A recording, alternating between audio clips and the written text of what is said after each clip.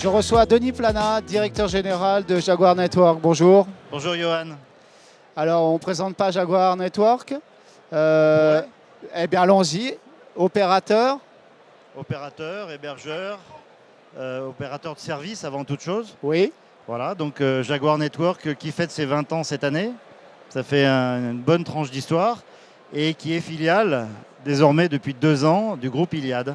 Voilà, qui donc du coup voit son histoire s'accélérer et pour faire court notamment par le lancement d'une offre en mars dernier, Free Pro. Free Pro. Alors, on va y revenir. Je voudrais juste que vous nous resituiez la taille de l'entreprise. Alors, on a bien compris, ça reste une filiale. Exactement. Dédiée au marché B2B. Exactement. Combien de personnes? Quel chiffre d'affaires? Le chiffre d'affaires est un peu inférieur à 100 millions d'euros sur l'année 2021, avec un effectif qui va, je l'espère, atteindre 450 personnes à la fin d'année. Voilà, donc en très forte croissance, puisque nos effectifs ont cru de 3 fois par rapport à l'acquisition, à la date de l'acquisition d'Iliad. Donc on a fait x3 au niveau des effectifs en l'espace d'un peu plus de 2 ans. Alors, qu'est-ce qui a tiré l'activité depuis cette acquisition? Déjà, l'investissement. Au-delà de l'activité, Iliad a décidé d'investir massivement dans Jaguar Network au prétexte que c'est la branche B2B du groupe Iliad, du groupe Free, ce qui est quand même une énorme nouveauté. C'est l'adressage des entreprises. Voilà, à l'attention des entreprises, des toutes petites, des TPE, des professions libérales, des petits professionnels, beaucoup adressés aujourd'hui par notre offre Free Pro, donc lancée en mars dernier, mais jusqu'à la très grande, qui peut acheter des services de réseau, des services d'hébergement, et donc pour plusieurs millions d'euros parfois par année de contrats. Donc c'est du plus petit au plus grand, avec une constante qui est la proximité client. On essaye par rapport à nos confrères qui sont là depuis plus longtemps que nous dans le monde du B2B, d'apporter une réponse différente, à la fois sur l'innovation, mais tout le monde prétend faire de l'innovation. Une certaine nouveauté tarifaire aussi, ça c'est la réputation du groupe Free. Oui. C'est d'arriver en ayant la capacité de secouer un peu le marché.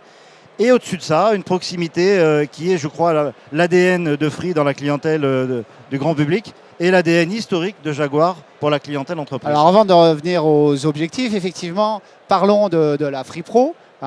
Où est l'innovation à la fois technique et tarifaire?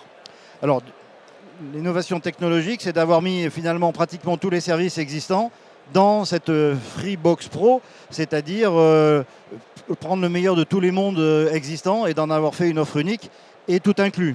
Ça, c'est une approche bien connue des approches forfaitaires de Free depuis toujours. Oui. Donc, vous y retrouvez des disques durs permettant de faire des sauvegardes, vous y trouvez le backup 4G pour la continuité de service et bien d'autres prestations et d'autres services qui sont inclus à l'intérieur pour un prix forfaitaire.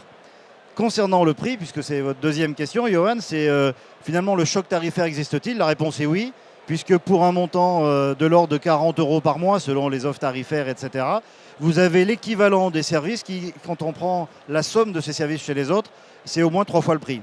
Donc une gamme importante, une gamme de services tout inclus dans cette box, avec un tarif qui est grosso modo 3 fois moins cher que ce qu'on peut trouver chez nos confrères. Alors, est-ce qu'il y a un argument qui porte particulièrement chez les clients qui vous rejoignent? Je pense que la cyber, par exemple. Oui, je pense que... Alors, plusieurs choses. Ils viennent nous voir pour la première fois par curiosité, parce que simple, parce que tarifairement bien placé. Il faut se dire ce qui est. Quand il y a un nouvel entrant, il y a une promesse, une revendication qui est celle-ci. En deuxième découverte, ils sont étonnés parfois, même surpris, plus que surpris sur la variété et la richesse de l'offre à l'intérieur. Ils nous disent, mais finalement, il y a peut-être un peu trop, même par rapport à mon besoin. Donc c'est à nous aussi d'adapter notre discours et de leur présenter ces services, de les accompagner dans leur usage. Donc ils viennent nous voir pour ce choc de simplification et de tarification. Et en deuxième temps, ils découvrent la palette de services que nous mettons à leur disposition. Alors l'offre a été lancée en avril? Le 23 mars, et donc les premiers clients ont été effectivement servis à la fin du mois d'avril. Alors, avec quel résultat? On voudrait avoir une idée de la manière dont ça a pris. Eh bien, plutôt pas mal. On va se féliciter de cette arrivée sur le marché. Le monde de l'entreprise n'est pas aussi facile à adresser, j'allais dire, que le monde du grand public. Une entreprise fait un choix technologique, ça prend du temps. Souvent, sont en phase de migration. Donc, ce n'est pas aussi simple que de changer, voire même de téléphone, etc., quand on est consommateur. Néanmoins, on enregistre à la fin du mois de septembre, donc c'est vraiment de l'actualité, Johan, on est vraiment fin septembre. 10 000 entreprises nous ont déjà rejoints avec cette offre-là. 10 000, ce qui est un chiffre considérable dans le domaine de l'entreprise en aussi peu de temps. L'objectif, c'est quoi à terme? L'objectif, c'est de peut-être faire 2 fois plus d'ici la fin de l'année. Oui. Et dans les années à venir, ce sont des centaines de milliers d'entreprises. Encore une fois, il faut faire la nuance entre une petite TPE, une profession libérale et une ETI ou un grand compte. Qui aura plusieurs... Tous les segments sont adressés. La façon d'ailleurs de commercialiser est différente. Sur la partie basse du segment, c'est des box pour tout le monde. Voilà. Alors c'est des box plus les offres initiales de Jaguar Network dans le domaine du cloud, de la sécurité, etc. Mais si on ne parle que de la box, en fait, on a des réseaux de distribution. On est IT Partners aujourd'hui. Voilà, des réseaux de distribution en complément de notre approche directe. C'est ça. C'est que vous animez un réseau de distribution indirecte qui a tendance à s'accélérer. Oui. Vous avez signé d'ailleurs plusieurs partenariats emblématiques. Alors voilà, où est-ce que vous en êtes à date en matière de distribution? Est-ce que vous pouvez citer par exemple quelques partenaires récents? Bien sûr, nous ne sommes pas très discrets là-dessus. À chaque fois qu'un distributeur nous rejoint, on est ravis d'en parler. Donc le groupe Econocom par exemple, qui est bien connu du marché, Ricoh qui est également un acteur historique, mais d'autres acteurs un peu plus petits et parfois mais très actifs comme Aramis. Donc voilà, des distributeurs qui peuvent avoir des spécialités régionales, très fortement implantées dans un secteur géographique. Ils peuvent avoir des spécialités métiers pour des raisons d'édition de logiciels ou de bases installées plus près de telle ou telle cible de clientèle. Ils peuvent être aussi des distributeurs qui complémentent leurs propres offres de services ou d'équipements avec la FreePro. Voilà, donc la cartographie est assez variée et aujourd'hui de l'ordre de 150 à 200 revendeurs déjà actifs, revendeurs parfois très importants. Prochain chantier, prochain enjeu pour Jaguar? Eh bien déjà de revendiquer une très belle 3 ou 4e place sur le marché français du B2B. Donc on connaît le chiffre de nos confrères, donc ça situe un petit peu notre ambition.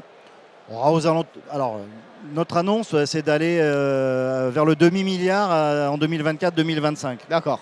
Toute offre confondue. Donc 4 à 500 millions d'euros. Voilà, donc c'est déjà une pente assez raide. En termes de couverture, nous avons un credo. Je pense c'est un bon choix. C'est de voir quels sont ceux de nos partenaires qui peuvent nous permettre la proximité dont je parlais tout à l'heure, en termes d'usage, en termes de facilité, et puis avec des services additionnels comme la sécurité, qui est un thème qui, de mon point de vue, est trop peu mis en avant sur les entreprises de plus petite taille. Les grands groupes n'ont pas besoin d'être sensibilisés là-dessus. En revanche, le reste du marché, on doit le faire. Donc notre réseau de distribution est là aussi pour apporter ce complément de service et cette proximité à nos clients. Merci beaucoup pour ces informations, Denis. Avec plaisir, Johan. Merci. Bonne continuation. Au revoir.